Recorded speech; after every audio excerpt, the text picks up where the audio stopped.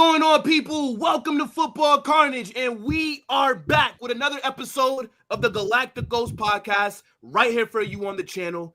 Big up to the chat. Make sure that if you're watching, you've smashed that like button, you've subscribed, and you've turned on those post notifications.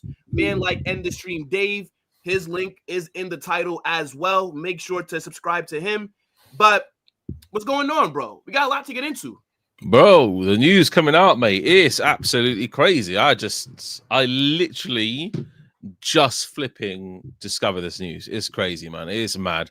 And everybody knows what they're talking about because it's all about the here it goes. But here we go into the Galacticos podcast. That's all I'm saying, people, because I saw my face also on the right-hand side on the topics. I was kind of looking, why is my face right next to my Don't face? worry, bro. Don't worry. Because today, on this episode of Galacticos, you're going to answer for your crimes, okay? The people have had enough. Dave, you are going on trial today, okay? And it's not looking good because they're saying that the jury is already a little bit tainted, okay? It's nothing but Madrid supporters that will be deciding your fate today, okay? It's none of the Barca guys that are on your stream saying, oh my God, Dave is cooking. No, Dave is reasonable. Nah. Less of that. You are in enemy territory right now. Okay, cool. We'll do it.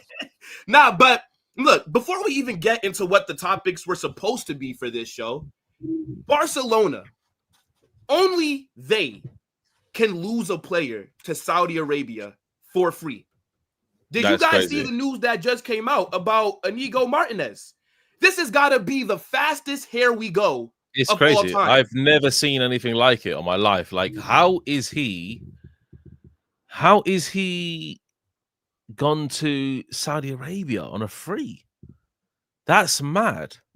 Like, my hopes are down before because I was like, okay, cool. Barcelona got this whole setup. They got their whole team set up. They're pretty much going to cook La Liga. And then they lose their best centre-back. I'm like, what the hell is going on? Maybe he's an undercover agent for Real Madrid. I don't even know, but they lost their best centre-back. His contract expired next season. So when I'm seeing that it's for free, like it says Inigo will terminate his contract at Barca with immediate effect and join Al Nassr as a why is it immediate effect? What's the background saying, guys? Bro, I'm very confused on how they've allowed this to happen. So now what? Is Barca's back line going to consist of Kubarsi and Arroyo with that high line? Yeah. Or what? Christensen's absolutely trash, man. You know what's wild, bro? Because Barcelona, we know that they're broke, right? They're charity FC. And Saudi comes along, right? Saudi have been giving everyone a little stimulus package, right? They're overpaying for mid players, right? Like they're dropping 90 million for guys like Matoma. They bid 90 million for Matoma in like January, right? Like they're giving big money to clubs for their players. Barcelona have these financial issues, registration issues. They got to figure out how to pay back wages, etc. And then one of your most crucial defenders, and then you don't get any money from Saudi Arabia. None. The best defender. You couldn't have got 15 to 20 million for this guy. How are you allowing him to terminate his contract? It is mad. I've never seen anything like it, unfortunately. And Barcelona fans thinking that Christensen's going to do a job. They've got another thing coming. I know Christensen, mate. This guy, he is absolute trash, mate. I cannot believe it, mate. It is mad, bro. Barcelona may be looking at a very sticky season with their high line. I'm telling you right now, because for their brilliance up front, their defense is going to be leaking goals, and Hansi Flick's going to have to come up with some miracle.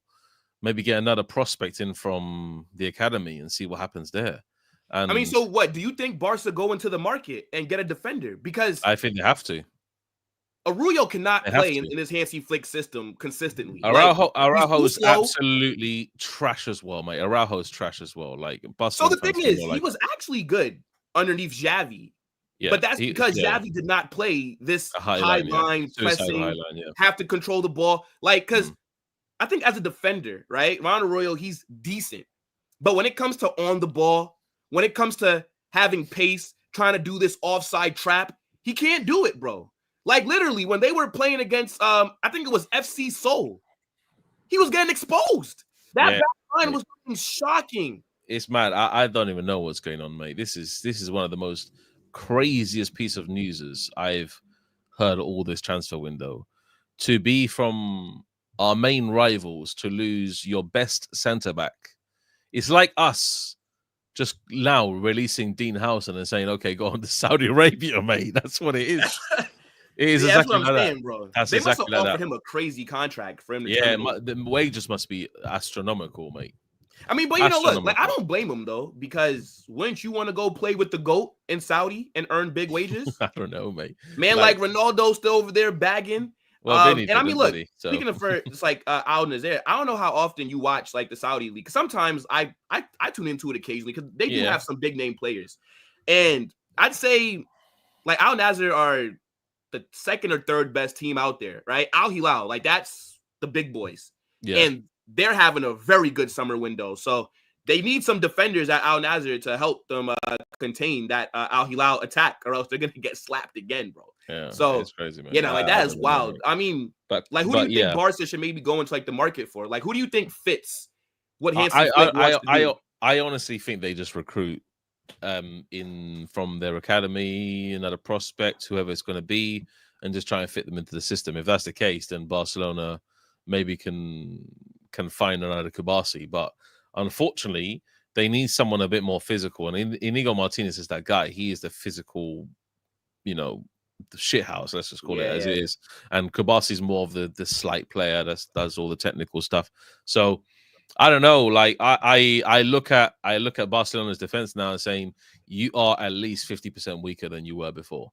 People think I that mean, no, Christensen's good. 100%. What do you think about Konate? Because they were linked to him, They're and not he gonna get still Konate, hasn't signed a new contract at Liverpool. And also, it doesn't look like we're going to be going in for any because our squad is full at the moment. Like we really need people to leave for us to bring in anybody. Yeah, so maybe that's an opportunity for Barca right there with him only having 12 months left. Yeah, I don't know about the Barcelona leaks and stuff like that, but they need to get in someone quick because look, I mean the transfer window ends obviously at the end of this month, so they need to get someone quick and good as well because he needs to fit into the system and also fit Hansi Flick's style of play. He needs to be a good centre back that can utilize that high press and try and do that on a constant basis. Inigo Martinez and Kubasi, they nail that on. They're super good at it. But without Inigo Martinez now, then you're looking at Christensen's probably going to be their main centre back. That's definitely for sure. Araujo, I don't think is under favor from Hansi Flick. So we'll have to see, man. We have to see. Koundé could play centre back as well. I've seen him play centre back a few times. Well, true, because remember they bought Koundé as a centre back from Sevilla. Yeah, exactly, he wasn't a right back. Koundé's not right back. Koundé could play centre back. So yeah, that's true. That's also an opportunity, and then maybe that leaves an opportunity for one of the other right backs to come into the affray. I don't know. We could see. Yeah, I mean, look, it's actually a pretty good point. Yo, big up to Jovi with the super chat. He says, let's say the obvious, Deco is a Magista. I mean, look, Deco is having an absolute stinker this summer. I'm gonna be real. Like, Barca's summer business has been kind of mediocre, in my opinion. Like, aside from Jean Garcia, who I think was a good signing, they obviously needed a new goalkeeper. Jean Garcia from Espanyol, arguably one of the best in the league last season. He comes in, he's gonna be their number one. That's a good piece of business. But letting Inigo Martinez terminate his contract, not getting any kind of money from Saudi Arabia is diabolical, right? And then you go, Marcus Rashford is on his knees begging for a Barca move. And then you go and pay this man $260K a week. You make Marcus Rashford in 2025 your fifth highest paid player at the club. And then you go, and then what? You strengthen your team by signing a guy named Rooney Bargi. And then what other business have they done? That's it. And the goalkeeper, that's it. It's mediocre. So, and this is why I'm sitting back saying Real Madrid should be winning La Liga. And I think that we will win it. Even before this Inigo Martinez news came out, I was telling Dave, I think we're winning the league. That's early to say, mate, to be honest. But no. You see, but you can't say that it's early to say. I'm looking at the you said that Barca were going to win it. So how is it too early to say that we're going to win it, but you can say that Barca are going to win it? No, because when Hansi Flick came in, it's a different ball game when you have a manager of his status coming into the team. You're expected to win trophies. That's as simple. He's a trophy winning manager. That's what Hansi Flick is. So we need to keep our eye on the ball, and that's it, and just keep up to pace with Barcelona. I think they're going to probably go Koundé centre back and maybe Hector Fort right back, or Eric Garcia right back. I think that's what they're probably going to do. Yeah, if that's Eric the case. Garcia. But Eric Garcia can also play center back as well. But Fort is good. He's a good player. Hector Fort is a good player. So I don't know. I think it's crazy. I mean, for one centre back, it's like Arsenal losing Saliba. That's the equivalent, I would say. Like Inigo Martinez is your guy, you know. It is Barcelona's guy. So I don't know. Okay, so big up to Joe with another super chat. Says Barca's business is La Mesia. Dave knows. Yeah, I mean, it's funny how Barcelona try and spin this narrative, but over the last decade, they've spent more money than us. It's funny how that ends up happening, right? That's true, but the situation is that their academy products are really, really good. And so that I'll give them, right? I would say like Barca's stars usually come from the academy because whenever they try and spend big money, it never works. Like Dembele flopped, Coutinho flopped, Griezmann flopped, for example, right? Like Umtiti flopped, for example. Like Barcelona have spent a lot of money, but yet everybody just seems to dismiss that, right? Like, do people believe that Barcelona? But do people honestly expect us to believe that Barcelona are in a financial crisis for just no reason? They got this way because they've made a lot of bad transfers. Their stadium as well, man, is a massive rebuild, and that's a huge killer to Barcelona's finances. Apart from you can talk about Coutinho's. I mean, you can talk about Griezmann's, like all these massive transfers that they did. It also just adds to the effect. So they have their stadium. They have to obviously pay astronomical wages already to their current players.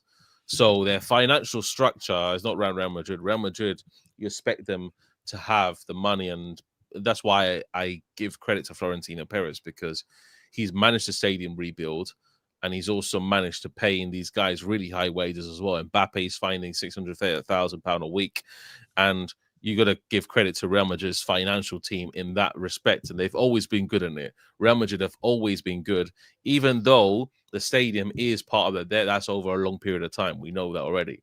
So Barcelona, what they did is just like throwing money at players. Okay, cool, come to our club. But ultimately, like the last big transfer that I remember is Jude Bellingham. Yeah, but Jude Bellingham was a crazy astronomical transfer. So we need to look like 100 million. Yeah, exactly. So we need to look at it and say that like Florentino Perez is financially, and the team that he has with him is probably the best in the world than any other team in world football, because they always remain in this kind of stage where they're always financially secure. And then, okay, next season comes, let's buy another player. Last season, we didn't really, did we? The summer transfer window was pretty much Mbappe and Endrick.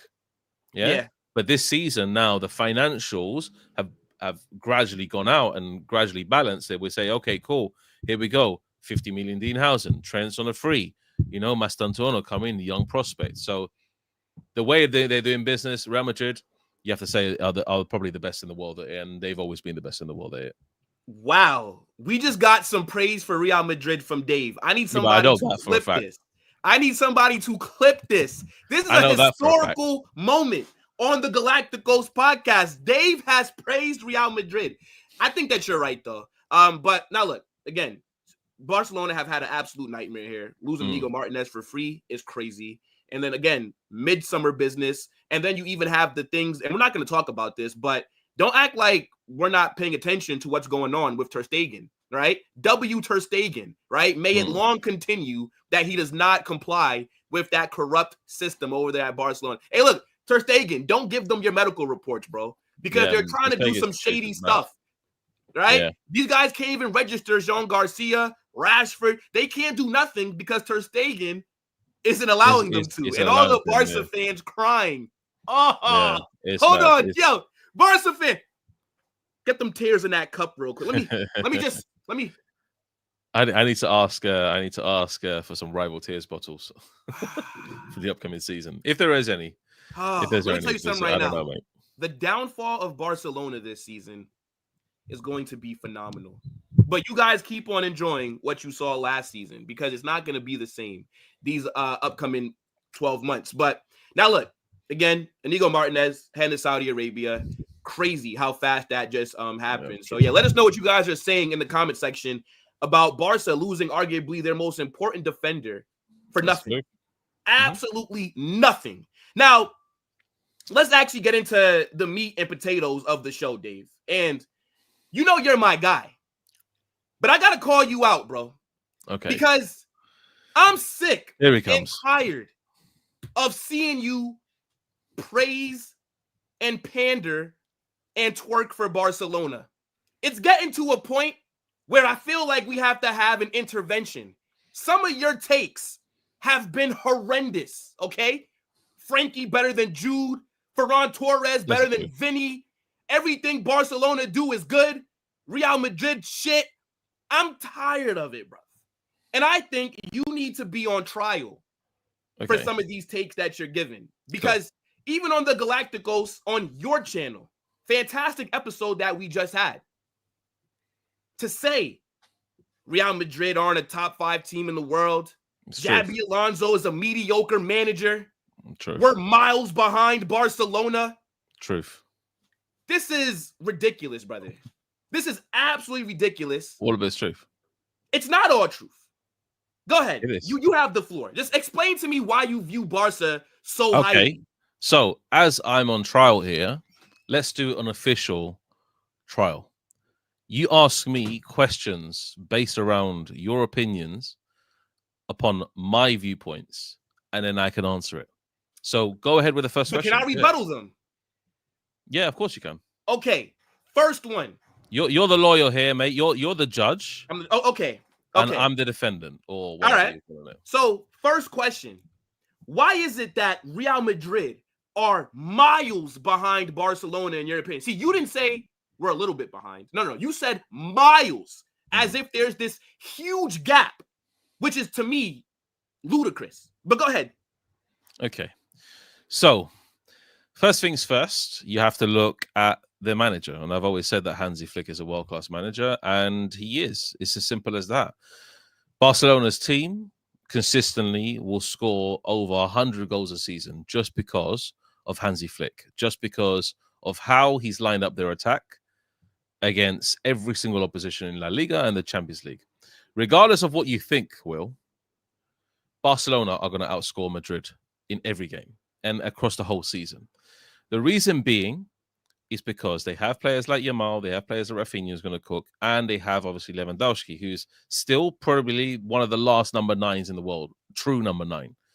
And they have a very rock-solid midfield, a midfield that can play football and can pass the ball with effect.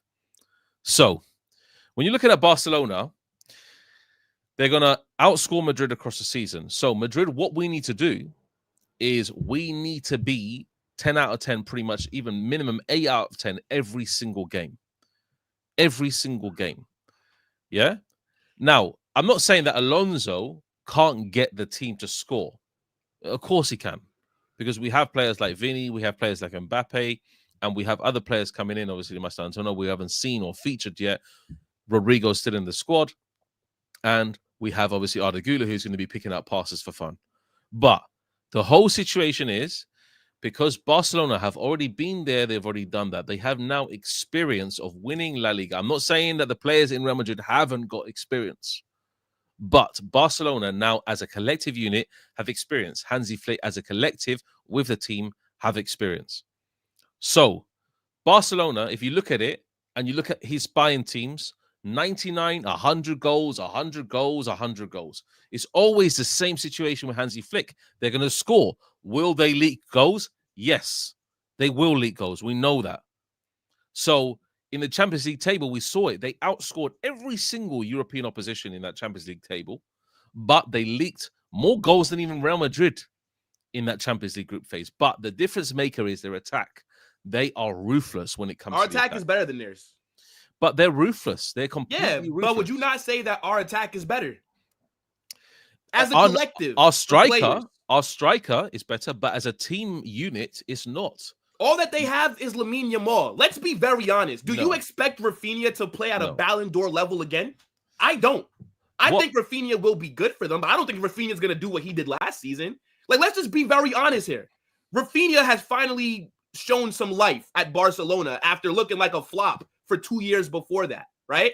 Lamine Yamal is the catalyst, right? That team goes, especially in attack, as far as he takes them. Last season, when he got injured, remember when Lamine Yamal missed, what was it, like 3-4 weeks? That's when Barcelona fell off. That's when we were able He's their main catalyst.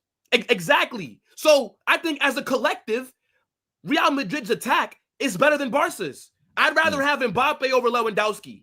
I'd rather have Vinicius over Rafinha. Lamine Yamal, obviously, he starts on the right. I'm not going to even, that's why I didn't bring him up in terms of who I'd rather. But I think our attack is better. They brought in Marcus Rashford. Marcus Rashford's a fucking bum. He's not good. You're telling me that Rashford, who's not good enough for 15th place Manchester United, a team that can barely score goals and barely create, he's all of a sudden good enough for Barcelona? But you can't Their disregard. attack is not that good, Dave. It's really not. You can't disregard Rafinha like that, because Rafinha was also very decent at Leeds, and he is also decent at Barcelona. So Yeah, okay, Rafinha but what's as the a key player, word that you just said, Dave? decent. Yeah, he's decent at Leeds, and he was decent at Leeds. He was their best player. Arsenal wanted him. Chelsea wanted him. He ends up at Barca. But until last season, he's never been at a world-class level. Barcelona wanted to sell him last summer for a pack of Skittles and a watermelon Arizona. Barcelona did not want him. Hansi Flick changed his life. Yeah, I know, but Hansi Flick, but that's the key thing that you just said. Hansi Flick changed him. And even in preseason friendlies, even Rashford's cameos now and then, he's looking much sharper as a player. I've got to be honest. I was the one who put out the video laughing at Rashford. And then the guy, even against scrub teams, I know, he's looking much sharper on the ball. His touch is better. Like, this is what So he's found his level. K-pop FC. This is Rashford's level, brother. But you're going to see him in La Liga, and I think he will be a trouble. I think also Rashford, with his physicality, his athleticism, he could be a trouble. I'm not saying that he's going to be very consistent, because Rashford isn't consistent as a player. But I think ultimately we need to look at Rashford and what he's going to do. Look, he turned Rafinha into. Now, wait, so Dave, so Ballon d'Or Rashford levels. bags. So Rashford bags against Wangdong FC, right? Like Daegu, the worst team in Korea. They are 13 places behind. Sorry, they're 13 points behind the team that's second to last in the Korean league. They are awful. He finally bags a goal against them, and now you're out here talking about, maybe I might be wrong about. Are you serious, Dave? No, I could be. I maybe jumped the gun, and I have to admit when I'm wrong as well. And I maybe jumped the gun when it came to Marcus Rashford, because I don't know what he's going to offer Barcelona. Is he going to offer something a little bit extra, a little bit more pace than Rafinha can give? Is he going to offer more of, I couldn't say more of a clinical finish, because Rafinha was a goal-scoring machine last season, but they always have that option on the bench. So who replaces Vinny on the left-hand side? Is it Rodrygo if Vinny's not performing? Rodrygo is better than Rashford. Brahim Diaz is better than Rashford. Right? Even the unknown with Franco Mastantuono is better than Marcus Rashford. The fact that at an elite club like Barcelona, you have to go get a Manchester United reject and make him your 5th highest paid player, it tells me that your attack is not as good as what you're making it out to be. I think we have a better attack than Barcelona. Now, go into the midfield, right? Because again, you said they're miles ahead of us. The midfield, I do think structurally, Barcelona are a better structured midfield than us. They are. But I'm also going off of what I've seen under Carlo, especially last season when there was no structure at Real Madrid. No in-game management, no adjustments, just vibes, individual brilliance, right? Xabi Alonso is now here. I believe we saw in the Club World Cup, yes, we got slapped by PSG, who are the best team in the world, who have a better manager, who are better coached and have been together longer. Yes, they did beat us badly. But you even admitted that in that Club World Cup, with Xabi Alonso barely having any kind of training sessions, no preseason, nothing. You saw from that first game an immediate improvement with our style of play and our structure. So I think, aside from Pedri in that Barcelona midfield, I'm not taking any other Barca midfielder over any of mine. Pedri is the only one that I think gets into Real Madrid's midfield. The reason I say De Jong is because we don't have that type of player in our team. We don't. And people say, oh, Ceballos. So you said Ceballos. But Ceballos is nowhere near De Jong. De Jong is a progressive passer. He passes forward, not just the sideways stuff that you consistently think about, but he is a very direct passer of the ball. And also, he does have a tendency to control the tempo of the Barca team. We see it various times last season in the midfield when they played us in all El Clásicos pretty much. De Jong was an orchestrator. Pedri was also very good. But De Jong was actually the guy from the deep areas making those passes and trying to make Barcelona move progressively up the field. That's what he was. And ultimately, I look at Real Madrid's midfield as just athletic. That's what they do. They are an athletic team. Valverde is a very athletic player. Okay. Bellingham's a very athletic player. We know they constantly running up and down, which is not a bad thing. It's not a bad thing. But what it doesn't offer is that technical passer in the team, which we do have in Arda Güler. And that's great. That's fine. And Dean Howson can do that from the back. But are we expecting Arda Güler to drop deeper now and receive the ball from defenders to try and progress the team up forward? I don't think so. I think Arda Güler's best position will just be behind the strikers. And it depends on the formation we play. So there's good things to Madrid's team and there's good things to Barcelona's team. Barcelona's team are going to pass around midfield, Real Madrid's midfield, all day long. They can do it for fun. Yeah, that's what Barcelona are good at. They do that one-touch movement, and it's been ingrained in them for years upon years upon years. That is it. The tiki-taka system, but Hansi Flick is more direct than, let's say, a Pep or than a Luis Enrique. Okay. But Real Madrid, they're good at the box-to-box system where they keep on running up and down the field. So I would prefer in my team to have that passing system where they're going to keep on moving. And yes, in Dortmund, the first half, I saw miracles. I was like, my God, I haven't seen Real Madrid play like this in donkey's years, since probably the late 90s. Yeah. That's what I saw. Yeah. Zidane's team, the one that scored plus 100 goals, was also ruthless. But they had Casemiro, they had Cruz, they had Modric. That's a different ball game altogether. When you have Cruz and Modric, they can pass the ball. But when you have Bellingham and Valverde, it's going to take a bit more of a rhythm type play to actually get them going. And unfortunately, Real Madrid don't have that silky smooth passer, that technical player in that deep area. They do in the attacking area in Arda Güler. So hopefully, let's see what we can do in terms of the midfield and how we can arrange that, because Camavinga is a different player altogether. Camavinga is a bit of a mixture of everything. He's a bit of sauce on everything. You know, when you sprinkle seasoning, it's like everything. Yeah, that's what it is. Like he's gonna be big underneath Xabi Alonso. Yeah, exactly. He is. So honestly, just to obviously, I expect him to start games early this season. I said the Jude and Frankie De Jong debate is like, for me, De Jong is a better player because of what he brings to the team. No.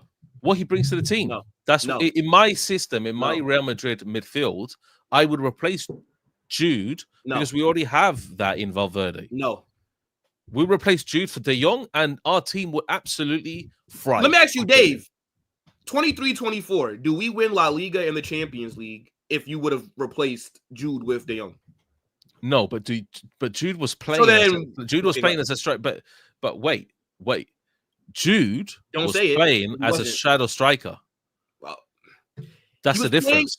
But he was playing as a 10. He was playing as a 10, but a shadow striker. He was getting the goals as well. We had Toni Kroos in the midfield, and we had Luka Modric in the midfield. Yeah, and Tchouameni also. So the whole situation with that is that Real Madrid in that Champions League winning season, they had everything in that midfield to really make everything work. So Bellingham was up front. Dave, I hear you. I hear you. But to me, Frankie de Jong is nowhere near the player that Jude is. I'm not saying that Frankie doesn't have some qualities, but like I agree. When you say Frankie is better on the ball in terms of like receiving it, maybe taking like his first touch and turning, Yeah, yes. exactly. But I think Jude is, I think Jude checks off more boxes, right? Because it's very overrated, or so for me, Jude is underrated on the ball. I feel like people like to exaggerate him on the ball, right? His He's passing good on the is ball. very underrated as well. We've seen Jude make some very good, like I'll give you like an example off the top of my head. Yeah, the pass to Vinny in the Club World Cup. But forget Vinny. What about last year? I think it's Copa del Rey. Do you remember that ball that he played for Endrick? Yeah. I think that was against Leganes, if I'm not mistaken. It was Leganes, like that ball that he sprayed in for Endrick.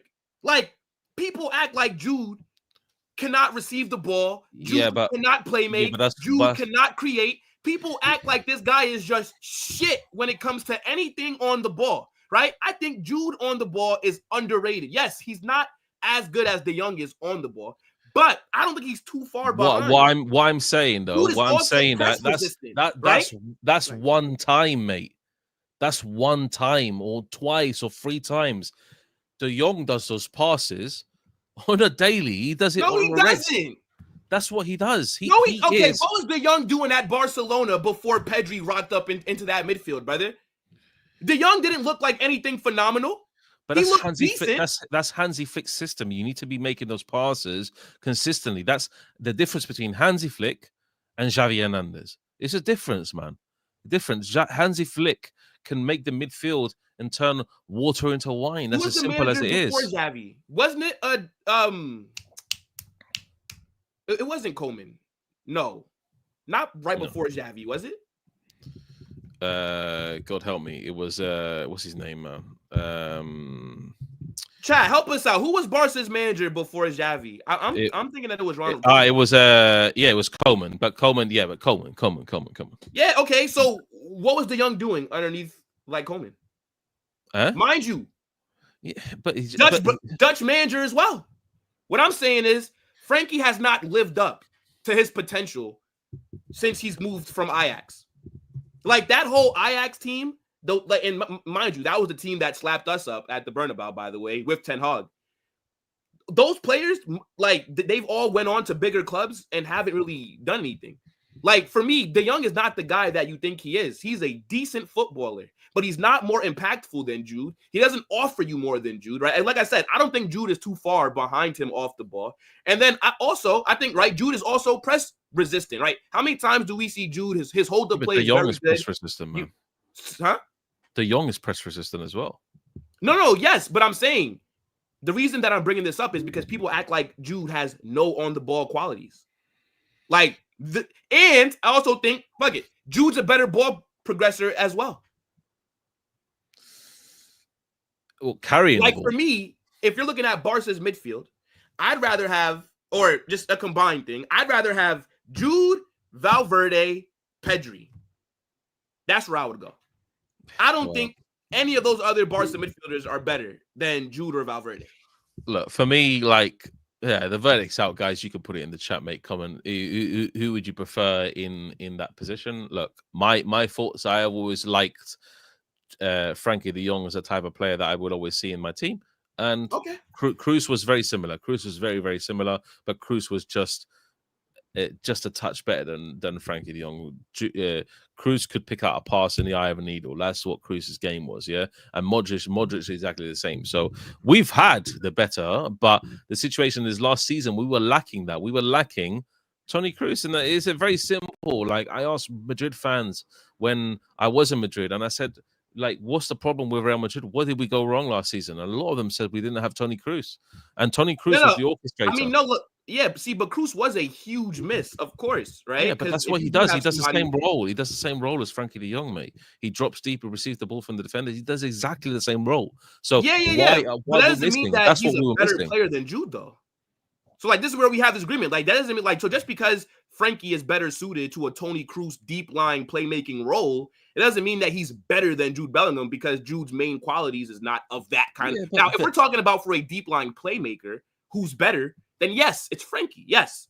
But I'm just talking about as a number 8, as a midfielder. That's You what need Jude that in is. the Jude is team, a bro. box-to-box midfielder. That's what he You is. need that. We didn't have that last year. We didn't have that, and that's why we struggled in midfield. That's why we lost a lot of the midfield battles last year. Not All right, just look, because of fair enough. Ancelotti, because of that. And we see it with PSG as well, with Vitinha, exactly the same thing. When he receives the ball and he's spraying passes, and you're like, this guy is amazing. Henry even quoted that Vitinha is just spectacular at his role, and that is a lot what a deep lying playmaker does. What he does with PSG is what Toni Kroos did with Real Madrid in that Champions League winning season. Okay. It's what Sergio Busquets did also, but more of as a defending midfielder for Barcelona under Pep. It's what Rodri does for Pep with Man City. It's exactly the same thing. I mean, but then you're talking as if now Frankie is more important than Pedri.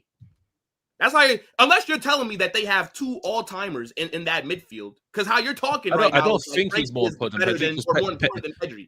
Pedri is a jack of all trades. That's what he is. He's a great Pedri passer is of the clear ball. of Frankie de Jong, by the way. Yeah, he's clear of Frankie de Jong, but he's a jack of all trades. I mean, his passing is elite as well. Like Pedri does a lot of the stuff that you're like, okay, this is a great midfielder. He is everywhere, but also can do the little bits very well as well. Like passing is better. Like everything that he does is great. So Pedri, look, it's clear. But the situation for me is that, look, we need a deep line playmaker, and we haven't got one, and we haven't recruited one. The transfer window's over. So what are we going to do this season? We even lost Chema Andres, which is such a great prospect from Castilla, which I've liked, and I've always said that I like Chema Andres, but we lost him. That's it. He's gone. So, like, there's this a player that we need in the team, and we haven't gone and got one. And that's it. What's your next point, mate? What's your next All thing? right, no, wait. So what's your next back line trial, now. mate? Hold on, wait. So back line. They just lost Inigo Martinez. Yeah. I don't think that Barca's back line is clear of ours. I don't think so. I think Housen and Trent. Trent's better than Koundé. Housen is better than any center back that they have. And we have the better goalkeeper. So, like, this is what I'm trying to say. Like, how is it miles clear of us? See, like, this is what I'm trying to. It's now a bit of a two-edged sword. You don't even know what it's going to have until the season unfolds, because you never know who Hansi Flick will rely on to partner up with Kabasi. But at the moment, as it stands, yeah, maybe Real Madrid do have a more solid back line, depending on who plays there, because I see Tchouaméni a different beast under Xabi Alonso. We've got, obviously, Dean Howson. If Militao's playing there and he's good on form, then he's great. Carreras is also can fit into centre-back, but is a great left wing-back. And Trent can play a really good right wing-back role. And also, you rely on Valverde to cover Trent when he does go bombing up the field. So, at the moment, yes, I think when you look at it in terms of the whole thing, now they lost Inigo Martinez, it kind of slightly favors Real Madrid. But I say slightly. You don't know what Hansi Flick's going to do to that defense to reorganize them. Because if Inigo Martinez is gone, I would suggest probably Koundé comes in as a centre back, and then you have Hector Fort or Eric Garcia play right back, and you still have Balde play left back. So Koundé is a good defender. Like, we have to admit, he's good defensively as well. Like, Koundé is a good defender. I mean, yeah, but we also have the best goalkeeper in the world in Thibaut Courtois. Yes, that's so then it's not. Yeah, so that's it's not miles, Dave. Like, the gap is not miles. It's not miles. Yeah, but so the gap is the reason I say it's miles is because of the way that Barcelona play. And I like the way Alonso's done things. Don't get me wrong. The Club World Cup showed me a different level to Real Madrid. But the way that Barcelona play, they already have the advantage, because they're going to go into the system. They're going to go into the season and say, okay, cool. We'll just do what we did last season and start playing the same way. Yeah? Yeah. That's what they're going to do. So, and Yamal, it depends on him. But Yamal is combined better than Vinny and Rodrygo put together, for me personally. No. Like, Yamal is such a brilliant footballer. No, he is. Technique on the football, but combined, no, he's not. He's not. He can do the job of what two players could do. Yamal is sensational footballer. All right, well, look, tell Yamal to put his UCLs on the table. Tell him to put his UCL final goals on the table. Until he can do that, then he's not chatting to Vinny. Let's be honest. He's not chatting to Vinny. If it wasn't for Yamal, look how Inter set up, yeah? And regardless, they lost the semi-finals. Great. They were 90 seconds away from reaching the final. All the blah, blah, blah from Barcelona And fans. they Who lost, cares, so it yeah? doesn't matter. They lost, yeah. But Yamal was instrumental in them coming back. Yeah, instrumental. He was the guy who was just, okay, cool. Rest of Barcelona team, you don't want to do anything. Watch this. Bang, bang, bang, bang, bang. So I essentially, have very rarely seen a player do that by himself since R9. I swear down. This guy went Lamine through, Yamal like had an amazing... Aiden Hazard, same thing, yeah? Can take on a team by himself when he was at Chelsea. Yeah? These are the kind of players that you can never, ever forget. And Yamal stays in the memory. I'm going to be looking at Yamal, yeah? And you know what? Carreras done a tidy job at him with Benfica when he played against him. But the situation remains as this. Yamal is a threat, man. He's always a threat. I mean, look, I've always talked about... I will swap Yamal for Vinny in an instant. I wouldn't, because I don't know if I could win a UCL with him. Oh, my God. Like, the jury is still out. The jury is still out until I see Lamine Yamal lift a Champions League with Barcelona. I'm not going to take him over a player that's bagged in 2 UCL finals and won 2 of them. I'm just not going to do it. Vasquez won 5 Champions Leagues, so he's better than Yamal. Yeah, no, but Vasquez did it being a part-time player. You can't compare what Vinny's role was to Vasquez's role. Your argument is void. Do that. Like, it's void. Like Yamal It's not void. It's not void. It's not void. Like, how is it void? Like, what are you talking about? It's crazy. Like it's Yamal is the best player on this planet. No, he's not. It's Dembele. That's why Dembele is going to win the Ballon d'Or. Dembele. That's why Dembele is going to win the Ballon d'Or. You're trying to prop. First off, for the way that you talk about. I just realized. Go on. All right. So for the way that you talk about Lamine Yamal, and see, now you're going to have me on the side of the conversation to where it seems like I'm slandering him. I rate Lamine Yamal. I would take him at Real Madrid. I think he immediately walks into our 11. Let's get that very clear. He is a phenomenal player. But the way that you guys talk about this player, you would think that he bagged more than 9 league goals last season. Like, come on now. Now, what I will give him is that in the big games, he turns up, right? When it's a El Clasico, he performs. Against Atletico Madrid, he performs, right? When they were struggling to break down Inter, Lamine Yamal on that right side, he was the one that was carrying them to, even though they lost, he's the one that was carrying them. I get that. But I think you have this fixation that Vinicius is just not good enough for Real Madrid. When what he's shown us over the last few years tells you that he is good enough for Real Madrid. I don't like the fact, and this is the next point, since we're talking about it, I don't like how you talk about Vinicius. It seems like everything that Vinny does, shit. Everything that somebody else does, good. It's very black and white for you. I know Vinny's having a poor second half of last season, and then he wasn't that good in the Club World Cup, but are we going to just forget everything else that he's done because of 7 months of poor form? Are we going to forget that last season he was our best player in the first half? From August to December, Vinicius was our best player. But we don't talk about that. It's like the season only started from January when he became shit. Now it's Vinny's not good enough. I think you have an agenda. I think you don't want Vinicius to get back to his good levels because you say that you want to be proven wrong, but I don't think that you want to, because I think you want to come on the Galacticos podcast and say, Will, I told you about that Vinny guy, and look at him still dropping stinkers. You can't always discredit our number 7, who, by the way, is already arguably the most successful Brazilian that's ever played for this club at 24 years old. And if he stays here, when he gets his new contract, he will leave as a legend of this club, just so you're very aware. Most successful Brazilian. And I say he's definitely up there as one of our most successful. Okay, I'll give you that, mate. He's definitely not the most successful Brazilian. No way near, mate. Hold on, wait. I didn't say he's the best Brazilian. I'm talking about for impact at the club, right? Like in the chat the other day, you said that Vinicius wasn't even better than Nani. We got it, people. We got it. You said that Vinicius was not better than Nani. Nani, the role player at Manchester United, better than Vinicius. Well, I said in the group that Nani's better than Vinicius. Yes. Ferran Torres being Nani, better than Vinicius. I said that on the ball they're better than Vinicius. No. Dave, don't do that. You said in the football chaos chat, you said Nani is a better player than Vinicius. I said he's better on the ball than Vinicius. All right, go back on the chat. Go back on the chat.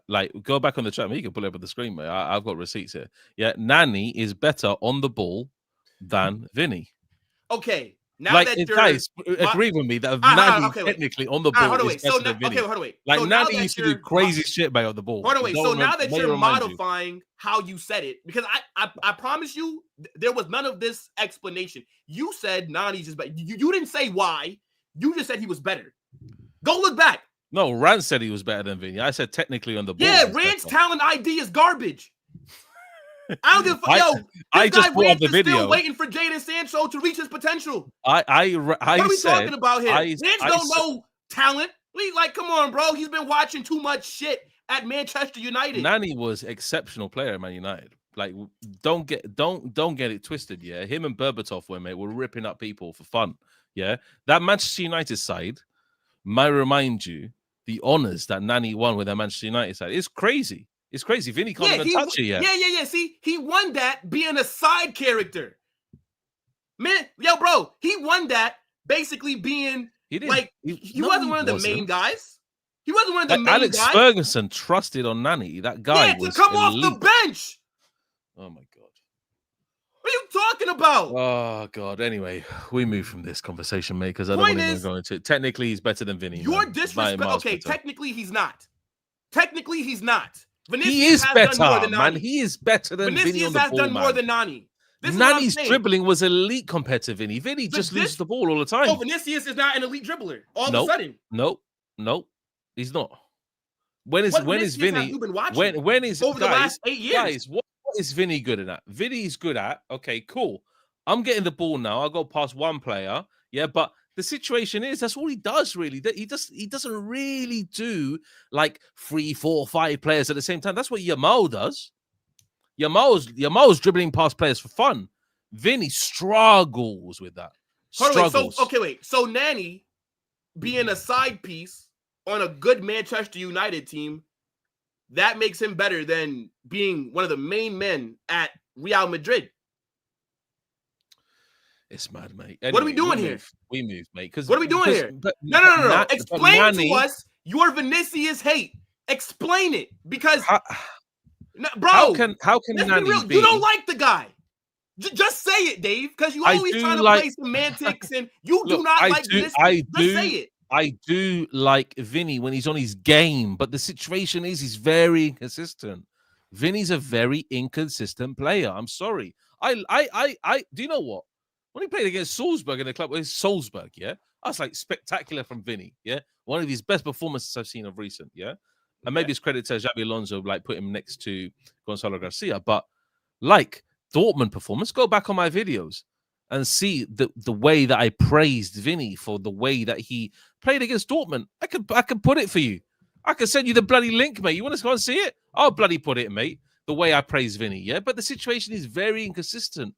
Very inconsistent, yeah, because unfortunately, yeah, there is there's something about Vinny that he just lacks that. Brother, you said that you would sell Vinicius, right? The way that you've talked about him is not of a caliber of a player that you rate very highly. When we did the Galacticos podcast on your channel, you said just put Rodrygo on the left, tell Vinny find somewhere else to be. You don't rate the guy. We've seen Vinicius come in from Flamengo, very mediocre his first 2-3 seasons. And then now he's developed into one of the best players in the world at this club. And you're ready to get rid of him for a guy in Mbappe who's not done anything for us.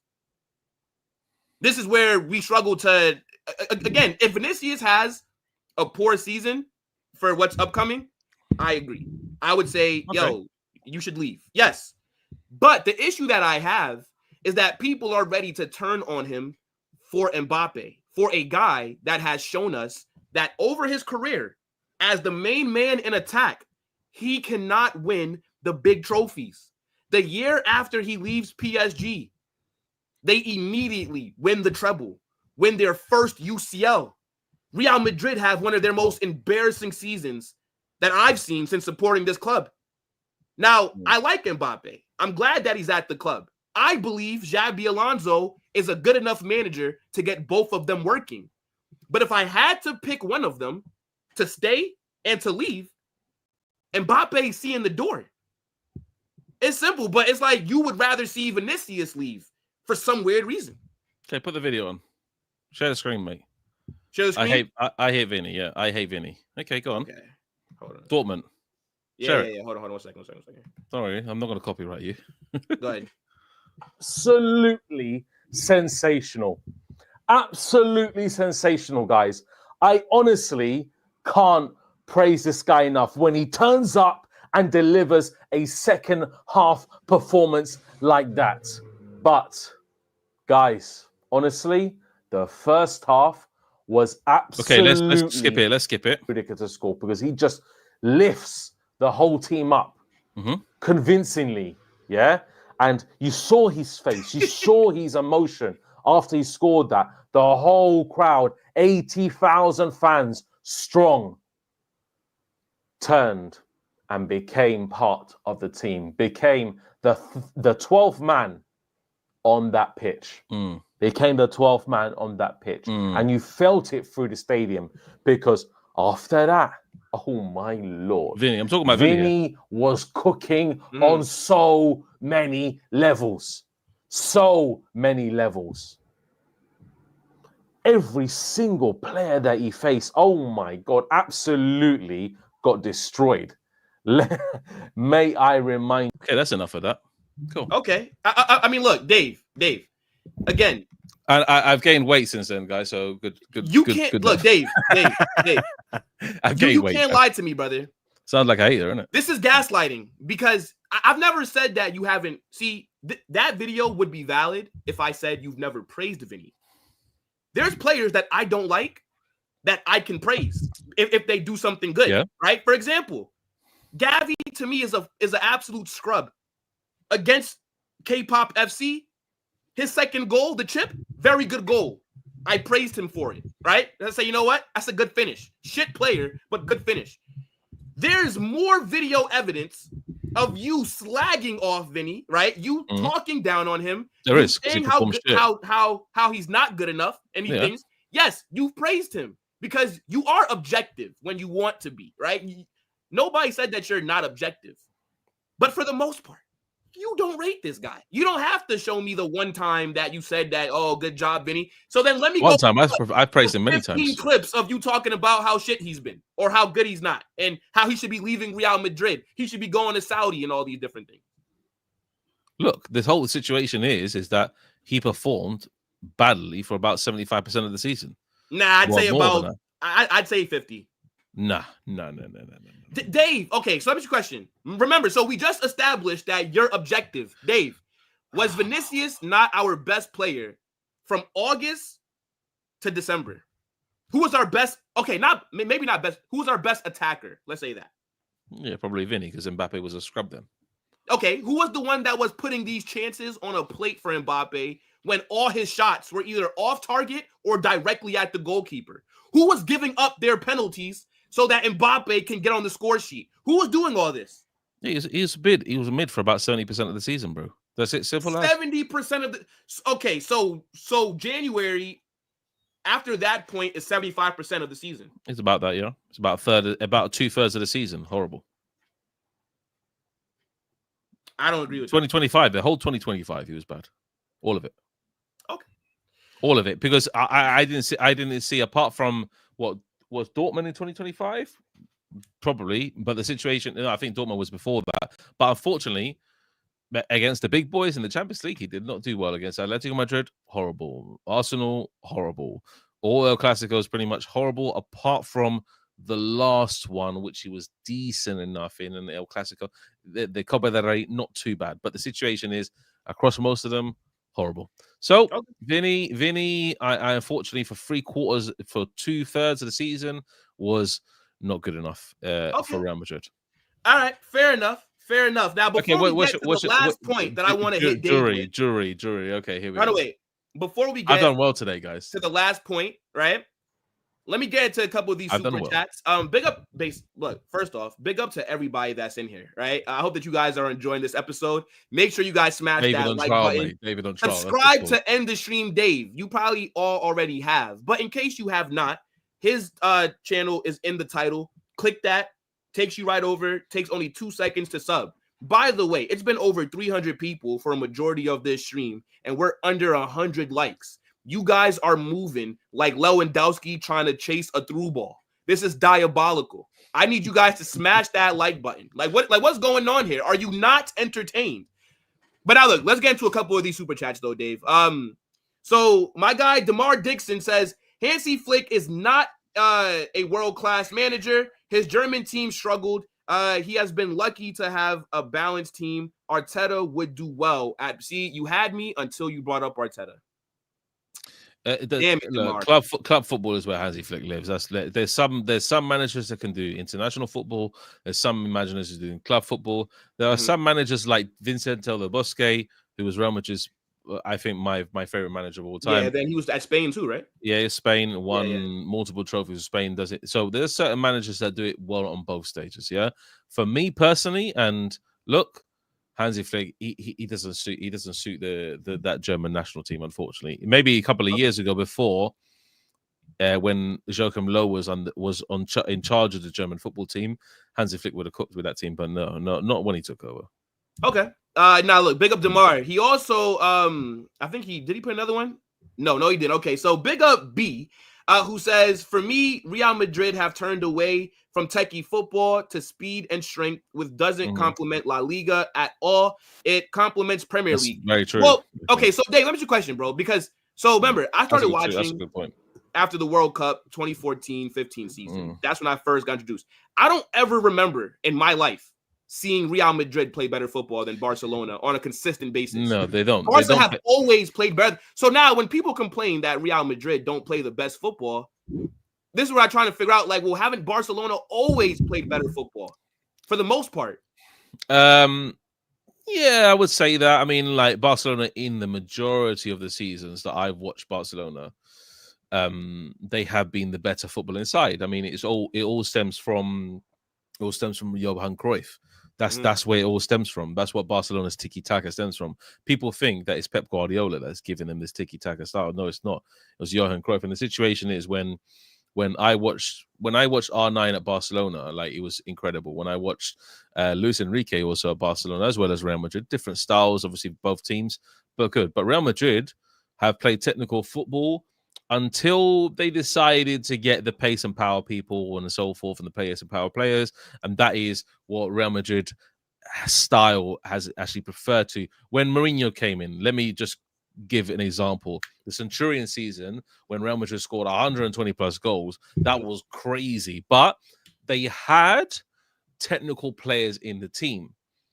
You had Ozil, you see, you had also, yeah, okay, cool. Like Ronaldo was a bit different then as well, but Ozil was the main orchestrator in the midfield. So I'm looking at Arda Güler in this season as kind of not that Ozil region, but in terms of what he can produce on the field. Hopefully he can do that, and if he can, then we'll be amazing. In terms of Real Madrid, like Ozil Ronaldo was an absolute cheat code that season. Yeah, I think the best Ozil Ronaldo was mad, absolutely mad. Mourinho, the counter-attacking football of Mourinho when Real Madrid played was absolutely ridiculous. It was so I've seen highlights from that season. But obviously I was Ozil used to make Barcelona's midfield look stupid. But the best football consistently that I've seen us play as a team, I'd say the 17-18 season. I thought we played like we cooked, like on the ball, we looked phenomenal. But again, it goes back to what I say. Like when people complain about how Barca play good football and Real Madrid don't, I'm thinking, well, like again, this is what I'm used to. Is Barca looking better on the ball than us most seasons? Like, so to me, that's not something that I really complain about. It's only when we're losing that I then start to complain about it. You mean 16-17 season under Zidane? when Real What Madrid season won La that said? Liga. 18? Yeah, I think you mean 16-17 when Zidane they beat Barcelona's like 3 points. Like Real Madrid got like 100+ goals. Like Zidane's team. Yeah. then, Then I think I'm talking about 16-17. Isco was a great player. Like It was one of those it's different. three-peat seasons, but it wasn't 15-16. That I know. Yeah. But now look, big up for the super chat, B. I appreciate 16-17. that. And okay, so Demar actually did come up with another one. Says Yamal had one good season too early for this. Now, see, this is where I'll defend Yamal because he's too young. He's only been here for 2 seasons. Yeah. So, I mean, come on, bro. He's only been here 2 seasons. The first one, he didn't really play that much. He obviously got a La Liga's like winners medal. No, technically, he's been here for 3 seasons. Because he did feature. Remember, when Xavi first won the league, he was a part of that team, just didn't really play like that. Then he was there for Xavi's last season, and then now he's here. I mean, I get it, but the guy, like, he's 18 years old, bro. For 18 to be a Ballon d'Or favorite, come on, bro. Let's be honest on this. The Ballon d'Or talk and stuff. I'm going to be honest with you, Will, on this one. What the hell is Vinny doing on the Ballon d'Or shortlist? I mean, you can't really take the 30-man shortlist too serious, because why is it even 30 players that are getting nominated? Like, he didn't win nothing. That's dumb. His achievements last year stunk. Like, I don't understand. No. So I agree. Vinicius, he shouldn't be top 10. Actually, the only Madrid player that should crack top 10 is Mbappe. Yeah, because of his goal scored. Yeah, but none of our players should be on the podium. Guys, have you seen the shortlist? The crazy players that are on there. I'm not even talking about, like, actually Vinny. Even if you talking about in general as a footballer, I don't know what Ballon d'Or has become now. Is Ballon d'Or's now statistics only? Like, Vinny as a footballer actually should be on there. He's definitely like top player, 30 players in the world. But the situation is like, why on earth play at that level? Like, he didn't. But the situation is it's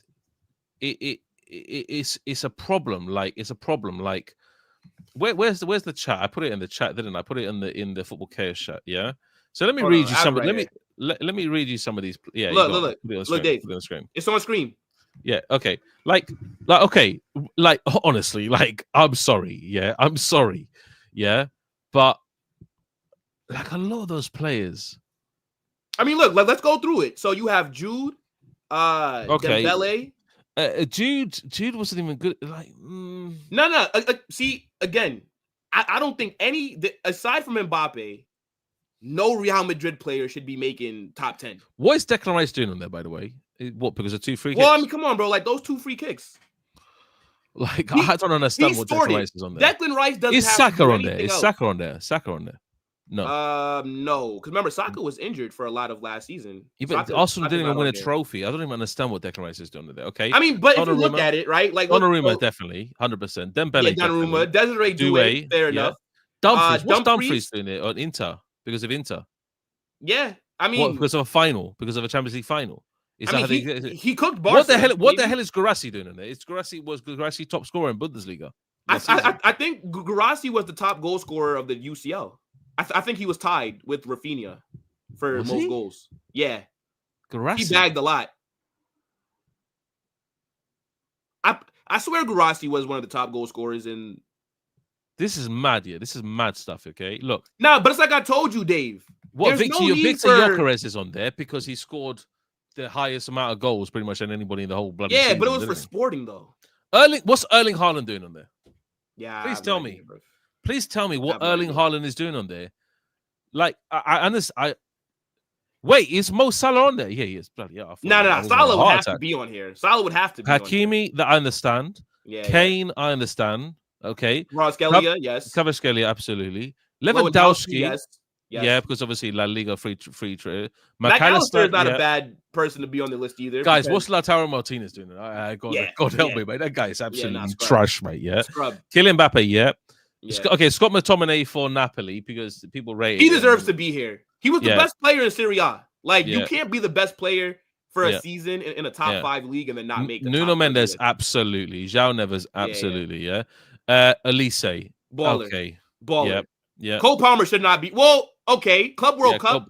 Club World Club Cup, World Cup definitely puts him in there. Club World Cup, and obviously what's it called? Yeah. Conference League, whatever it's here. Yeah, Pedri, yeah. Rafinha, yeah. Mhm. Declan Rice, I have no idea what he's doing on there. Yeah. Fabian Ruiz, yeah. Salah, yeah. Van Dijk, yeah. Vinny, debatable. Vitinha, but Vinny is probably top players, 30 players. Yeah. Do you know what? I still think they count also towards this. Look, the Super Cup and Intercontinental Cup still holds weight in this. I think that's actually a good point. Yeah, because we did, and I keep on arguing with this that we didn't win we did win two trophies. Let's just call it as it is, okay? But the situation is that, yeah. So okay. Vinny, Vitinha, Florian Wirtz is a very debatable one. To be fair, super debatable. But what I'll give Florian Wirtz is that in the Champions League, he did ball out. He was very good in the UCL. He was very good. But he again, for me, 30 people do not need to be nominated. It should just be a top 10 list, and then 10 players get nominated, and then just do it like that. So top 3 is going to be Yamal, Dembele, and who else? Vitinha. Yeah, Vitinha. I honestly or like Nuno Mendes. Yeah, or Nuno Mendes, but they won't give it to a left back. Or Pedri, maybe. I don't know. They won't give it to a left back. Yeah, let's call it as is. Yeah, nah, Vitinha deserves to win the Ballon d'Or for his midfield game in PSG was exceptional. Like he deserves 100%. Like if he wins the Ballon d'Or, okay, but then do you think it's that precedent that was set by giving it to Rodri? Because midfielders, and I know that like Luka Modric won it. Yeah, but Luka Modric had a sensational season, bro. Like, no. He did have a phenomenal season, but midfielders, like we all know, the Ballon d'Or 9 out of 10 times is a goal scorer forward, like award kind of. You know, like the guys who are getting all the headlines with bagging and stuff like that. Like that's who usually gets it. And I know that it's been pretty much dominated by like Messi and CR7 for like the last decade. But do you think that they'd give it to Vitinha? Because for me, I think it's between Dembele and Lamine Yamal. Like it's one of those two getting it, and I think it has to be Dembele. Trophy wise, you would say Dembele. Goals wise, you say Dembele. What he did for the PSG team, you would say Dembele. But honestly, for me, if I had to pick one, I would definitely pick Vitinha. I'm sorry, Vitinha is the guy in the midfield that made PSG like he was. In the final he was exceptional, man. That pass and move that he did for Doué was absolutely crazy, man. Like he done that by himself. Vitinha, it's mad, man. Like Vitinha had a phenomenal season, and he is a phenomenal player. Like you cannot bank on it, isn't it? It's mad that Vitinha, I didn't think that Vitinha was gonna be like what he is now. Because I remember him. I swear he was at Wolves. He was a Wolves on loan from Porto. Yeah, I'm about to say. I swear, because Wolves just signed anybody that got a Portuguese passport, bro. Yeah, but he was on loan from Wolves from Porto. Yeah, and you would never bank on someone like Vitinha to become probably one of the world's best footballers. It's absolutely mad. Phenomenal. And the guy is only 25 years old. It is mad. He has got so much of his career left. Yeah, it's crazy. And then last super chat here, big up. B says, I'd take Doué over Vinny in a heartbeat. You're out of your fucking mind. Doué is he gets points for style. Like he stylistically gets points, but end product is Vinny all day, unfortunately for me as well. Yeah. Well, see, look, see, this is what I'm talking about. Unfortunately for you. Like, what do you mean unfortunately? What do you mean? Look, we've just seen Dave's true colors. Man said, unfortunately for me, it's Vinny. You know what I'm saying? Hey, look, bro, you're a fraud. You're a fraud. But here's the thing. Look, last point. Then we talk about Rodrygo. Then we get out of here. Right. Last point that I wanted to bring up for your trial. And by the way, you actually have handled yourself well. I think that since the last Galacticos, you've rethought some of your opinions, and you said, you know what, let me come here and not be so brash with the takes. You definitely patterned up since Monday, so I'll give you that. But Xabi Alonso, you called my manager, my gaffer, mid. Mm-hmm. The disrespect that's true, bro. To a manager that went invincible with Leverkusen, did a domestic double, put them on the map. You've never seen Leverkusen win a trophy before. Domestic treble, no? No, domestic double. No, he won the 3 German trophies, no? I don't think they count the preseason one, right? He won their version of the Super Cup, no? Yeah, but I don't think that gets counted in Germany. I feel like that's like a preseason thing. Well, okay, point is, Dave, don't come in here playing semantics with me, bro. Point is, you've seen him take a team that's never won anything, dismantle Bayern's reign of terror in Germany, plays some phenomenal football, makes Florian Wirtz one of the best 10s in the world, makes a guy like Jeremy Frimpong look like an absolute baller, made Granit Xhaka look world class. And you're telling me that he is a mediocre manager. Yeah. Are you mad? Yeah, cool. Talk to me, Dave. Okay, so guys in the chat, let's talk about this reasonably. Yeah. First season, I agree. Well, it's not actually his first season. He took over and he made them into a great team. Great. Okay. Last season, I'm sorry, but Leverkusen to draw. How many times did they draw? Let me just research this. 12 times in Bundesliga. Hold up. Draw 12 times and lose to a Bayern Munich side who have Vincent Kompany as a manager is mid. I'm sorry. That is end of it. How is that mid, Dave? Bayern beating a German team is not some kind of shocking revelation here. It doesn't matter who Bayern's manager is. They always win the league. Xabi Alonso, for the first time in a decade, the Bundesliga was only won by Bayern for like the last 14 or 15 years, bro. And then Xabi Alonso comes in and disrupts the natural order of things in that Farmers League. Bayern genuinely have the best team in the Bundesliga. They beat Bayer Leverkusen. This is not oh my god, how did that happen? Like this is not shocking news. What did he so we just recruited a manager that went trophyless last season. Well, like I don't get what's your point? He's at Leverkusen. What's your point? Again, Dave, when have you ever seen Leverkusen win a trophy besides Xabi Alonso? Go ahead. He went trophyless. Okay. Was he at Bayern going trophyless? What do you mean? Was Xabi Alonso's Bayern's manager? No, he was Leverkusen's manager. Yeah. Leverkusen do not win trophies. The only reason that Leverkusen found any success is because of Xabi Alonso. So this is what I'm trying to explain to you. How can he be a mediocre, unproven manager? He's very proven. This is not, and then you compared him to Arteta. You said that we only brought in Xabi Alonso because it was a sentimental thing. It is because he played for us. It is. And it's like I told you. It is. Arteta was at Man City rubbing Pep's feet after training. Yeah. While Xabi Alonso was winning a top 5 league, invincible. It's not the same thing. Why are you acting like Xabi Alonso did not get this job on merit? I understand the value that he brings in terms of the play style and what he wants to bring. Like, he is ultimately Spanish at the end of the day. He wants his teams to play really good football. But for me, I have to just say it as facts here. And to not win one trophy in a season against Bayern Munich, who have Vincent flipping Kompany as a manager, is horrific. That is horrific. I tell you what, yeah, with that Leverkusen team as well, which is very, very good on paper, even in the Champions League, yeah, yes, he got through the knockout phase at the group stage automatically, great. But after, he never really took the team anywhere, did he? He never took the team anywhere.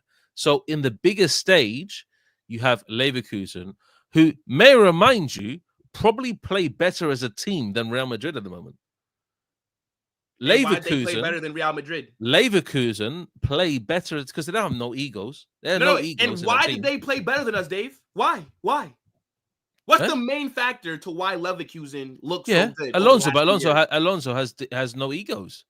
No. But it's because of Xabi Alonso. Again, you're mad at Xabi Alonso for not doing something that Leverkusen has never done. First off, Leverkusen have never won trophies. Xabi Alonso comes, wins them trophies. And then now you're going to hold it against him that in his second season, he didn't repeat the Bundesliga. Bro, that is Bayern's league. He did his job. And I think that the way that you talk about Hansi Flick is a great manager.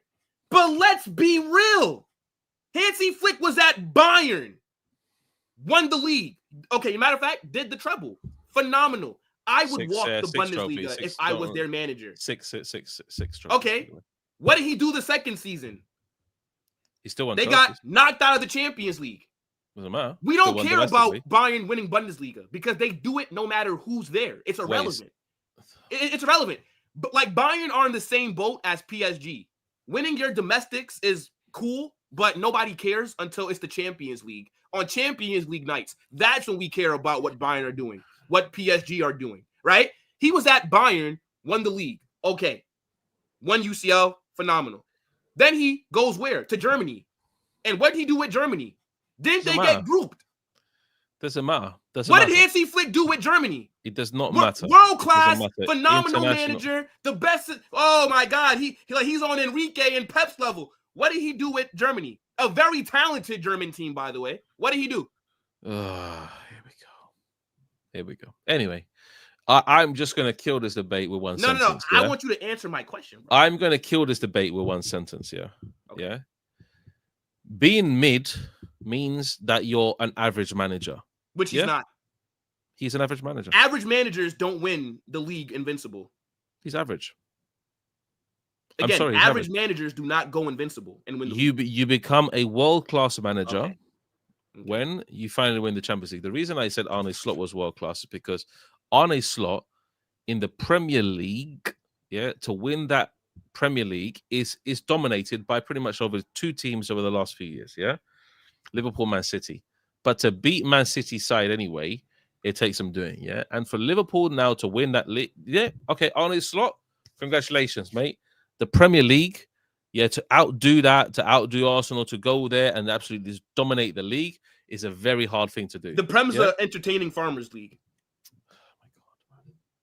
I know that you're English, but I'm sorry, your league is overrated. Let me just say something. The Prem is overrated. Man City monopolized it for 4 years. If any other league had one winner for 4 years, we'd call it a farmers league. Stop it. The Premier League is not overrated. Let me tell you why. Okay, because Real Madrid, I would say at the moment, last season Real Madrid would have we would win the Premier League. No, we wouldn't. Oh my God. We would win the Premier League. Real Madrid will win the Premier League. Real Madrid and Barcelona would win the Premier League. This is one of Will's takes, guys. Real Madrid will win the Premier League here. Real Madrid and Barcelona would win the Premier League. The Premier League is not, brother, like there's a reason why their teams in the UCL aren't we would get beaten twice by Liverpool, twice by Arsenal, twice by Chelsea, maybe beat Man City once, maybe at home. Yeah. We would get beaten. Yo, you see? The problem with you, Dave, is that you speak about Real Madrid like we're Manchester United, like a fallen giant. Come on, guys, please be honest here. Please be honest here. Liverpool will thrash us twice. Arsenal will beat us twice. First off, if we were in the Premier League, imagine Real Madrid with Premier League TV money. No, I didn't lose you. Omar, I didn't lose you completely. But what happened in the Champions League last year? Imagine what happened in the Champions League? We got beaten by Arsenal twice. Easily. Imagine Real Madrid and Barcelona. Imagine Real Madrid and Barcelona with Premier League TV revenue. We would die. Their teams wouldn't even come close. They wouldn't even come close. If we had the money to spend like the Premier League clubs do you know that you get more money for finishing like 12th in the Prem than you do for winning La Liga? Imagine if we had the revenue that they had. In terms of with the TV sponsorship, let me tell you something. The English clubs would not be able to chat to us. What are we talking about? Let me tell you something. Yeah, the La Liga rights is distributed 85% to Real Madrid and Barcelona collectively, and the other teams, they get peanuts. That's why. But the Premier League teams, the lower teams, you know why they're competitive? Essentially, when you go Real Madrid against Aston Villa would have a very, very tough game. Yeah? Very tough game against Aston Villa. Newcastle would physically dominate us. Physically, they would dominate us. They will body. You think that Newcastle, you think their midfield with Guimaraes, they won't physically dominate Real Madrid. They will absolutely kill Real Madrid. They will injure some of their players, mate. My day. Let me tell you some of this, yeah? Let me tell you something else. Oh, a midfield of Bruno Guimaraes, Joe Linton, and Tonali is more physical than Tchouaméni, Jude, and Valverde. Yes, it is. Dave, Guimaraes will kill all those players. You are rage baiting me. First off, guys, that midfield three in Newcastle are the most physically fit and demanding players on the pitch. It is, man. Like Jude Bellingham gets brushed as long as side, they go down on the floor. But Guimaraes is like, what? Get up the floor, mate. Get up. Yeah, it's simple as that. Yeah. Look, the whole Premier League. Yeah, the reason that the Premier League is rated in terms of that high respect. Yeah, and the reason they don't do so well in Europe because the Premier League is everything for these teams. Yeah, the last teams that really had good success in Europe are Liverpool, Chelsea, and Manchester United. The reason being, and Man City. Yeah, but Man City one season. I'm talking about. Okay. Yeah. Wait, but how many Champions Leagues does? But Chelsea and United only have 2, right? Yeah, it's Liverpool that have, I think, like 6. No, United have 3. So Chelsea have 2, United have 3, and then Liverpool have 6. Let me see. United, I keep on remembering if United have 3 because I keep on forgetting about their past history. Yeah. I do that. Liverpool do have the most UCLs for any English team. That I do. I think it's like 6. But okay, wait. But point is though, right? Yeah, free. Okay, but point is, just kind of go back to like the conversation that we were having with the managers. I think Xabi Alonso is more of a tactician than Hansi Flick. I don't think Hansi Flick in his career has had to really adjust his tactics, right? He's never had to adapt he doesn't. To a different style of play. Because when you're at over 100 goals, bro. Because when you're at Bayern, you do what you want, right? You don't have to adjust to any team that's in the Bundesliga, right? Now, he struggled on the international stage when he couldn't buy players, when he couldn't get transfers, right? When you have to just work with what's there, then he didn't really do the best. And then at Barcelona, I think because Carlo Ancelotti had such a massive fall off last season, Hansi Flick didn't really have to adjust his tactics. It's that same high line, kamikaze style of football. This is why I said to you, we'll get some goals. Hansi Flick is a spicy Ange Postecoglou. Let me ask you a question, Dave. If Hansi Flick was at Tottenham, do they win the Premier League? Since he's such a great manager, if Hansi Flick was at Tottenham last season, would they have won the Premier League with those tactics? It's a very similar style of football. Would they have won it?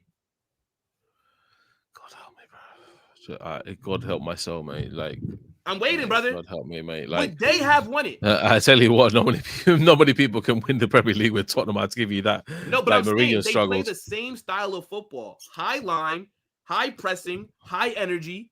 That's exactly what it. Tell me what was different from style of play. Ange Postecoglou does this man for man thing where his high pressing is man for man, is gung ho. But Hansi Flick is definitely more organized with his defenders. Definitely more. They press and they do an offside trap when they absolutely need to. They don't go all the time with the offside trap. They do play a high line all the time because Hansi Flick wants to retrieve the ball quicker up the pitch. But Ange Postecoglou, his high line was ridiculous. Remember when Chelsea played Tottenham? When Chelsea played Tottenham and Tottenham were down to 9 men, he's still playing this high line. Like, I don't even understand. Like, actually, like, I don't understand your point. How can you even dare to call Hansi Flick a spicy Ange Postecoglou when Hansi Flick's teams, Bayern Munich, 100 goals both seasons? Oh, wow. I scored 100 goals with Bayern in the Bundesliga. Oh, my God. Real Madrid have barely scored 100 goals in any season. The last ones I remember is Zidane, and the last one I remember that before that, Mourinho. We we play in a Ronaldo's better gone league down. than the Bundesliga. That's Ronaldo's gone down. well, we play in a much better league than the Bundesliga. That's first off. Second, where was Flick's tactical awareness with 90 seconds left against Inter Milan? Go ahead, world-class manager. Why are you still playing a high line so late when you're winning? Because that's the team basic. That's the team. No, basic. It's because he has no fucking tactics except for what he already does. What world-class manager with 90 seconds left is still playing like you're losing? You're 90 seconds away from the Champions League final, and Hansi Flick's dumbass was still playing like they were down 3-0. What are we talking about here? Oh my God, here we go. Go ahead, Dave. Go ahead. Explain to me why the manager that you love and rate so much could not just tell his team, chill. We're 90 seconds away. Sit back, soak up pressure. Xabi Alonso would have done that. Why is it that Hansi Flick couldn't? Okay. Go ahead, tell me. Let me just say this, okay? Okay, let me just say this. Don't start researching stuff. I see your computer screen lighting up as you're clicking on stuff. My screen is lighting up because I'm doing something. Yeah, bro. Look, don't try and get no help. Answer the question. I'm uploading. Where was Hansi Flick's tactical awareness against Inter Milan? Tell me. Okay. He was naive there. He was. In the biggest moment of the season. Okay. Wow. But as a manager, his style of play is phenomenal. It is exciting to watch, and it's attacking with intent. For any manager to win 6 trophies in a calendar season is absolutely an incredible feat, and it makes you a world-class manager. That's as simple. Pep's done it. Hansi Flick has done it. Yeah? And Hansi Flick is not on Pep's level. Well, of course, Hansi Flick's not on Pep's level, but the situation is that Hansi Flick has won 6 trophies with Bayern Munich. Do you see that Bayern Munich team? How they ripped up the Champions League? Did you see that Bayern Munich team? It was absolutely a bloodbath. They beat Barcelona 8-2 on aggregate. Barcelona. I mean, but let's be real. 8-2. 8-2. Like, it's mad. That's crazy talk. Nearly 10 goals in both. I'm staggered. I was staggered when I saw that. Yeah. I was gone, man. I was completely gone. Yeah. But for me, like, as a tactician, like, I can name managers better than Hansi Flick. Like, Jurgen Klopp's better than Hansi Flick for me personally. Yeah. Luis Enrique is better than Hansi Flick for me personally. But Hansi Flick, Pep is better than Hansi Flick. But Hansi Flick is in the top 5 managers in the world. I mean, no. So yes, definitely. Yes. Okay, wait, but that's the world class. That's the world class group. Okay, yes, bro. But the debate is not. Luis Enrique and the rest. Xabi is better because I'm not saying that Xabi is better than Flick. He cannot be better because he's not won as much, right? You guys know I have a heavy emphasis on trophies, but I'm saying the way that you talk about Xabi is as if he's a scrub. I think Xabi, where he is better than Hansi Flick, but he's average manager at the moment. Yeah, see, but average. That's mid. Mid is average. So this is okay. So he's an average manager. This is where you lose. Let's just call it as it is. Because wait. So you say that you have standards, right? You say that you have these high standards for Real Madrid, but then you go out there and then give us content telling us why you don't expect us to win anything. But then you say that we're supposed to win stuff, but then you tell us why we're not going to. So Hansi Flick is a mid manager. Our squad's not good enough. Vinicius is a scrub. Him and Mbappe can't work together. Our midfield's not good enough. Our backline's not good. So then how can you say that you have these high standards when you don't believe that we're going to win anything? So then how can you say Xabi must win? How can you say Xabi must win? And then you tell us why he's not going to. He must win because the situation is this, I telling from my perspective on the problems that Real Madrid have in the upcoming season. Yeah. The reason I'm saying all these things is that I'm launching content around why Real Madrid are not able to win La Liga at the moment. Yeah. But the situation spans deeper than that. You have Vinny, who is an unknown factor at the moment. You have him and Mbappe working together as an unknown factor. You don't know how the midfield are going to adapt without Jude Bellingham. You don't know how the defense are going to adapt, essentially. In La Liga, the Club World Cup is different. La Liga teams, some teams can play off your park. Some teams can just sit back and roll over. Yeah? But then Xabi Alonso, as a manager now, needs to find the pieces to put together to now go, okay, cool. Real Madrid, this is what we're going to do to win La Liga. This is what we're going to do to win the Champions League. If Xabi Alonso doesn't win the Champions League or La Liga, for me, he's sacked. It's as simple as that. I don't want second seasons. I don't want second seasons with him if he can't win this team. Yeah, the season is this. He has a good enough team on paper. So when Hansi Flick came in as a manager, he said, okay, cool. Everyone, come here. Yeah, we're playing a high line. We're playing with these midfielders. We're playing with these front three. Rafinha turns into a monster. Yamal turns into a monster.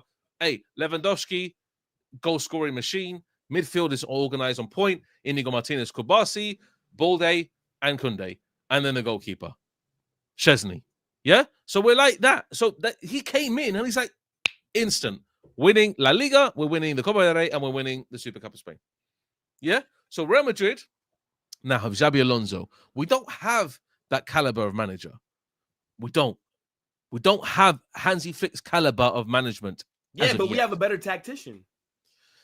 But tactics are various amounts of things, mate.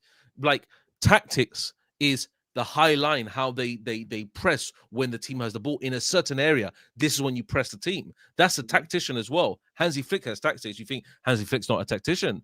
How is he a manager then? He has the offside trap. So the first game against Real Madrid, Mbappe got caught off about 20 million times. Do you think that's not tactics? He said to the teams before, look, when Mbappe is on the shoulder of you, just press a little bit forward. But I think that's down to Carlo not preparing the team properly. Yeah, that's down to Carlo. I don't think that we're going to have that issue with Xabi. I don't think that we're going to go into games unprepared, looking lost. I don't think so. But for me, tactician is a whole various things. When Yamal and Rafinha are pinned wide, you see Koundé and Balde overlapping, underlapping certain times, certain parts of the game. You see Pedri coming on that side. You see De Jong slotting into the midfield. Yeah. Okay. Holding the fort. That is all tactics, mate. So you can't say that Hansi Flick's not a tactician. He is a tactician. Yeah, but I don't think he's going to be a tactician but what I'm saying is that like his in-game management to me is not there. Like that's what I'm saying. And we saw a prime example of that against Inter Milan. That's why I asked you. So if he's such a great manager, then where was his tactical awareness and arguably the biggest game of the season to get them to the Champions League final? I'm saying that Xabi Alonso is going to come in and we're not going to look unprepared. We're not going to look lost. We're not going to look like a team that just has to rely on individual brilliance. You're going to see us playing better football. You're going to see us look more organized like you did in the Club World Cup when the manager barely had training sessions with the whole team there because players weren't even back from international duty. So that's what I'm saying. I just think that the way that you talk about Real Madrid, we might as well be Valladolid. It's like I said to you in the Chaos group chat, you know what? Fuck it. Real Madrid are shit. We might as well just not play next season. Just wrap it up. Just give Barcelona La Liga. Give them the Spanish Super Cup. Give them the Copa del Rey. Let them do the domestic treble once again. Because that's how you talk about us. Like there's just no hope. It's just over before. You have a defeatist mentality. That's what you have. I don't. I have a standards mentality. Barca. You're submitting to Barca. I have a high standards mentality because I looked at Barcelona last year and I'm looking at them and like saying, God, I wish we could play like that. I wish we could actually have a manager that's going to be organized in that fashion and have this type of system. We don't. But the situation remains as this. Xabi Alonso is coming to the squad. We're stuck with him, at least for a year. Yeah. So what does he need to do to actually beat Barcelona and actually beat them to the La Liga title? Beating Barcelona is one thing. Winning the whole league is another thing. So you have to beat Barcelona to that end, the end of the season. And it's simple facts. Barcelona are going to score more goals than us. I know that already as a fact because of Hansi Flick as manager. His attacking mentality is too great and his teams play very, very intense attacking football. Yeah. Xabi Alonso is a bit more conservative. He likes the midfield to hold possession of the ball. He likes to distribute the ball a little bit. And then when we have an opportunity, we'll score. Yeah. We're going to have less chances than Barcelona on goal against the majority of teams. We're going to have less opportunities in the attacking third. So what Real Madrid need to do, and I said this on the video, guys, and I said this in the video, quote me if I'm wrong. I said in the video that Real Madrid need to be very clinical with their finishing to even come close to Barcelona this year. And that is reliant on Vinny and Mbappe. If Vinny and Mbappe play good together, then do you know what? We can have a very good season on our hands. They need to be clinical. They will. But they need to be clinical. If they're not, any match, it's going to be a problem. No, and I agree with that. But it's like I asked you, when's the last time that Real Madrid had back-to-back shit seasons? A long time ago. Exactly. So history is on my side, Dave. We're winning. I'm not talking about Ancelotti winning a Copa del Rey and okay, everything's fine. He gets another season. Well, but bro, 22-23 was shit.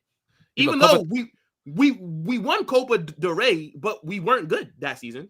But the Copa del Rey is not enough for Xabi Alonso to keep his job. I'm sorry. No, 100%. But again, winning just the Copa del Rey would not make it a good season, right? I would say it's a bad season. So what I'm saying is, again, we've had bad, so 18-19 was shit. 2020-2021 was shit. 22-23 was shit. 24-25 was shit. 25-26, we're going to cook. We will cook, Dave. Trust. Yo, let's wrap it up here. I've done well in the trial, guys. I've done well in the trial, guys. No, I mean, look, Dave actually he handled himself well. You know, I didn't want to full court press him because I kind of felt bad that I put him on the fucking overlay. I was like, maybe I called him out there. But no, look, Dave, you definitely weren't moving fraudulent like you did on Monday. Because on your channel, if you guys want to see some fraudulence from Dave, go check out the Galacticos that was on his channel. But now, look, Dave did well. We're not gonna give him the public lashes after this trial. He's kind of bust case. We've come to an agreement. He just does, some community service. Okay, guys, put in the chat. Am I guilty of supporting Barcelona or am I not guilty of supporting Barcelona? Put it in the chat. All right, now look, guys, let us know what you thought about guilty or not guilty. Look, another great episode. Big up to my guy in the stream, Dave, every single time. Always, make sure to subscribe to him. Channel is in the title, but you guys all know who he is, right? This is gonna take you over to Big Six Bants. Big up to my guy Monts. Let them know over there. Carnage Raid, people. All right, and we'll catch you for the next Galacticos on Monday. Real quick, Dave. Do you know that we have a game tomorrow behind closed doors? Yeah, behind closed doors against Leganes. Yeah, I used to live close to Leganes Stadium in Madrid before. Do you think that there'll be like a link for it? Nah, probably not, right? It won't be. It'll be all closed. But Real Madrid play against other Madrileño teams in Madrid. They play against other Madrid teams. Sorry, they've always done it every season. They play closed doors against Getafe. They play against Leganes. Vallecano, Alcorón, all these different teams they play. I wish that they were streaming it, bro. That would have been a nice little watch along. Yeah, but we'll get the result anyway. We'll get the result. How could we analyze it? I don't know. There'd be nothing to analyze. We can't tell. No, we'll get the result, but we will. I don't think it won't be televised. I'm not sure if Madrid. Nah, because once you hear behind closed doors, the public's not going to be able to view it. Yeah, we'll have to listen to what journalists are saying. It's more of a training session, guys. Yeah. We'll have to listen to what the journalists who are permitted in, what they say and who played well, etc. But people, like I said, this is going to take you guys over to Big Six Bants. Let them know Carnage Raid. And smash that like button, subscribe on your way out, and we'll be back on Monday with Dave's Galacticos podcast. In a bit. Adios, people. Peace.